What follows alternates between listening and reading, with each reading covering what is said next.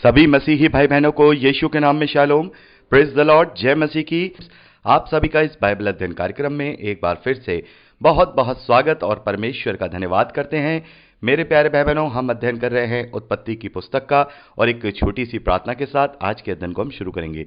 Hallelujah, धन्यवाद पिता परमेश्वर, धन्यवाद करते हैं आपके अद्भुत रीति वाले प्रेम के लिए जो आपने अपने इकलौते पुत्र को देकर हम सभी पर प्रकट किया। धन्यवाद करते हैं महान पिता परमेश्वर, आपके अनुग्रह, आपके महान प्रेम, आपकी तमाम आशीषों के लिए। धन्यवाद करते हैं इस बाइबल स्टडी प्रोग्राम के लिए जिससे हम आत्मिक रूप से आशीषित हो रहे हैं। होने दीजिए महान पिता परमेश्वर, आज के अध्ययन में प्रभु आप हमारी सहायता करें, मदद करें। पवित्र आत्मा हमारी सहायता, मदद करे, अगुवाई करे, ताकि जो वचन हम इस उत्पत्ति की पुस्तक में पढ़ते हैं उन्हें पवित्र आत्मा की सहायता से सही रीति से समझने पाएं, ताकि हम आपके ग्रहण योग्य बने न पाएं। पिता परमेश्वर, सारी व्यवस्थाओं को, रिकॉर्डिंग के जाने को, लाइट को, हर एक चीज़ को पिता मैं आपके जोरावर हाथों में सौंपता हूं। पिता परमेश्वर, आप सारी चीज़ें अपने हाथों में लीजिए, सब कुछ स्मूथ तरीके से कराइए।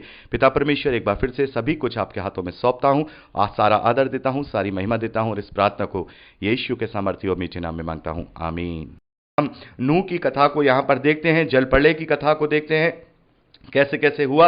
और अब जब हम 10वें अध्याय का अध्ययन करते हैं तो मेरे प्यारे बहनों, यहां पर 10वें अध्याय में हम नूह की वंशावली को देखते हैं। नूह की वंशावली यानी कि नूह और उसके 3 बेटे जिनका नाम शेम, हाम और येपेत है, उन्हीं के सारे वंशों का हम यहां पर वर्णन देखते हैं। और आप इन्हें पढ़ सकते हैं, जो दूसरे वचन से लेकर आगे आप इसको पढ़ सकते हैं, 32वें वचन तक, लास्ट तक आप इसको देखते हैं कि इन्हीं वंशों के द्वारा, उनके बेटों और उनके बेटों के द्वारा सारे वंश, जातियां, कुल, भाषाएं ये सारी बनी है। पूरी धरती इन्हीं में, आपस में इन्हीं के द्वारा सारी बढ़ी, और सब लोग इसी प्रकार से अलग अलग भाषा तो अभी खैर नहीं, भाषा तो एक ही अभी, और लेकिन आगे चल के वो अलग अलग भाषाओं और अलग अलग जातियों में बट जाएंगे। यहां जो देखने वाली बात है वो शेम, हाम और यापेत हैं। 3 यहां बेटे हैं। तो मेरे प्यारे भाई बहनों, इन 3 बेटों से ही हम 3 प्रकार के मनुष्यों की जाति देखते हैं। जैसे कि हम हाम को देखते हैं तो हाम के जो वंशज हैं वो अफ्रीका में जो पाए जाते हैं वो लोग हैं, और जो शेम के वंशज हैं वो हम देखते हैं जो यूरोप के लोग हैं, जो बहुत ही गोरे हैं और अलग तरीके के, वो माना जाता है कि वो शेम के वंशज हैं। और जो येपेत के वंशज हैं वो मिडिल ईस्ट और एशियाई लोग जो हैं, जो सांवले और गेहूं रंग के होते हैं, वो जो येपेत हैं उसके वंशज हैं। तो इसी प्रकार से पूरी दुनिया ये बटी है, और पूरी दुनिया में अलग अलग जाति, भाषा कुल कुल के लोग हुए हैं। तो मेरे प्यारे भाई बहनों, आप इसे पढ़ लीजिएगा, ये वंश को पढ़ने की जरूरत नहीं है, आप इसको अच्छे से 32वें वचन तक पढ़ लीजिएगा। इस 10वें अध्याय में जो मेन बात है वो मैं आपसे बात करना चाहूंगा। 25वें वचन की मैं बात करना चाहूंगा। ये ध्यान करने के योग्य है, ये अध्ययन करने के योग्य है। तो यहां पर हम देखते हैं कि एबेर के 2 पुत्र उत्पन्न हुए, उनमें से एक का नाम प्लेग इस कारण से रखा गया, उसके दिनों में पृथ्वी बट गई, और उसके भाई का नाम योक्तान था। तो यहां पर नूह का एक वंशज है। मेरे प्यारे बहनों, यहां पर हम नूह के एक वंशज को देख रहे हैं जिसका नाम प्लेग है, और उसी के समय में ये धरती, ये पृथ्वी बट गई। तो पृथ्वी बटने का क्या मतलब है? क्या यह भाषा में गड़बड़ी को दिखाता है? मेरे प्यारे बहनों, कुछ दिनों तक मैं भी यही सोचता था कि यहां जो ये शब्द लिखा है पृथ्वी बट गई, यह भाषा की गड़बड़ी को दिखाता है, लेकिन यहां पर साफ लिखा है पृथ्वी बट गई, मनुष्य नहीं बटा है, पृथ्वी बट गई। तो कितनी अद्भुत तरीके से यहां पर यह बात लिखी है, पृथ्वी बट गई, यानी कि एक कॉन्टिनेंट जिसे पेंजिया कहा जाता है वो अलग अलग कॉन्टिनेंटों में बट गया।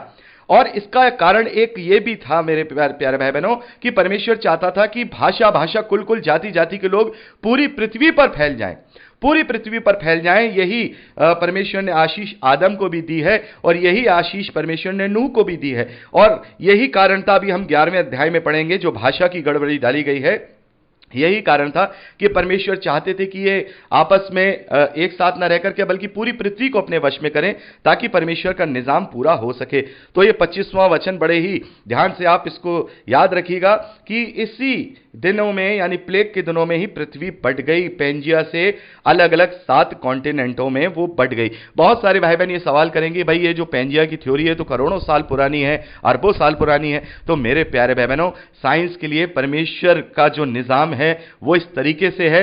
मैं आपको एक बहुत ही एक ह्यूमर वाला एक एग्जाम्पल देना चाहूंगा। साइंस जो है साइंस माफ कीजिएगा, साइंस के लिए परमेश्वर की युक्तियां ऐसी हैं जैसे किसी बैलगाड़ी के आगे अगर कोई बैल है और उसको बड़ा सा लंबा डंडा बांध करके उसके आगे एक फ्रूट या कोई घास टांग दी जाए तो बैल चलेगा और साथ में वो फ्रूट भी चलेगा और वो बैल उसके पीछे पीछे चलता जाएगा, लेकिन वो उस फ्रूट तक नहीं पहुंच पाएगा क्योंकि वो उसकी पीठ से डंडा लेकर के आगे बंधा हुआ है, क्योंकि जितना बैल आगे बढ़ेगा उतना ही वो फ्रूट आगे बढ़ेगा। ऐसे ही साइंस का भी हाल है, जितना साइंस आगे बढ़ेगा परमेश्वर का निजाम उतना ही और आगे बढ़ जाएगा। ये कभी भी उसकी तह तक नहीं पहुंच सकते। मेरे प्यारे बहनों, ब्रह्मांड की तरफ जरा एक बार दृष्टि करके देखिए, अतः ब्रह्मांड है। जब आप इसकी तरफ देखेंगे आपका दिमाग चक्कर जाएगा, पूरी तरह से चक्कर आ जाएगा कि इतना बड़ा ब्रह्मांड है। बहुत सारी वीडियो आप इंटरनेट पे यूट्यूब में भी देख सकते हैं, ब्रह्मांड के जो विस्तार के वीडियोज हैं आप देख सकते हैं। आपको लगेगा कि we are nothing in this universe, हम कुछ भी नहीं है। तो मेरे प्यारे भाई बहनों, इसलिए परमेश्वर के निजाम से हम आगे नहीं बढ़ सकते। अभी कब से हम विकसित हुए हैं? मुश्किल से मुश्किल अभी हम 200-250 साल पहले से ही विकसित हुए हैं और तमाम तरीके की थ्योरीज भी 200-250 साल पहले से ही बनना शुरू हुई हैं, जिससे हम अनुमान लगाते हैं कि ऐसा हुआ था, सालों से ये हुआ और इतने सालों से हुआ। तो परमेश्वर के लिए कुछ भी करना माफ कीजिएगा, कुछ भी करना असंभव नहीं है, संभव है, वो कुछ भी कर सकते हैं।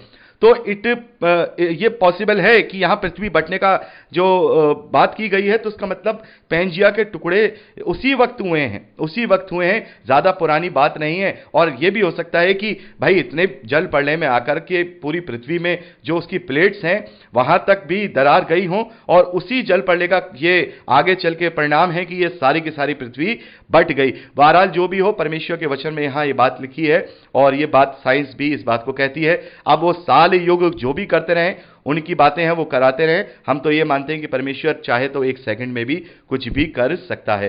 तो यहां पर हमने 10वें अध्याय को कंप्लीट कर लिया।